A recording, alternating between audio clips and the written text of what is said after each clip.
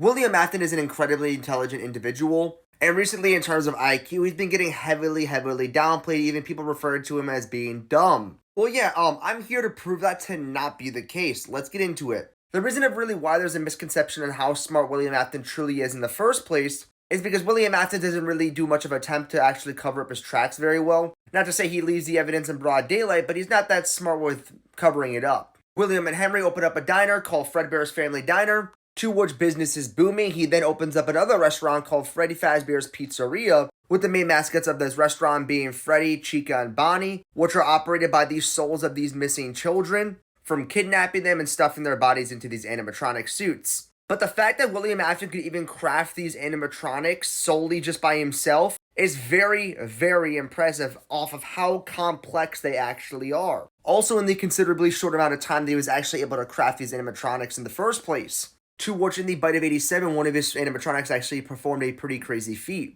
Fredbear biting down on the head of the crying child, completely killing him in one single bite. Also alongside crafting Foxy, an animatronic where no human is able to escape from the fact of how fast Foxy can run. Foxy's speed is actually being calculated into the mid-20s, around 25 to 27 miles per hour, and does not slow down when making turns. And by far his most impressive feat, which no human in human history of our current world has ever performed, is him discovering the secret to immortality. His famous catchphrase, "I always come back," just shows you truly how different this man is. William Afton literally always comes back.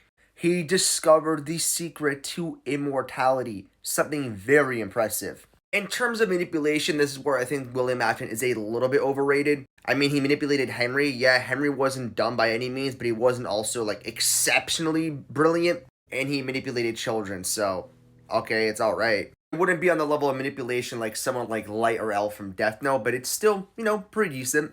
And it also has been stated by Scott that William Afton has an IQ of about 200, although I think it might even be a little bit higher, honestly.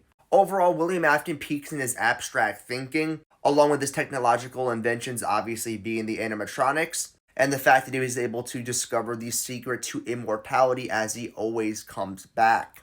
Yeah, don't downplay him. He's not dumb by any means. He's not the smartest in fiction, nowhere near like some people say, but he's definitely not as dumb as a lot of people think he is.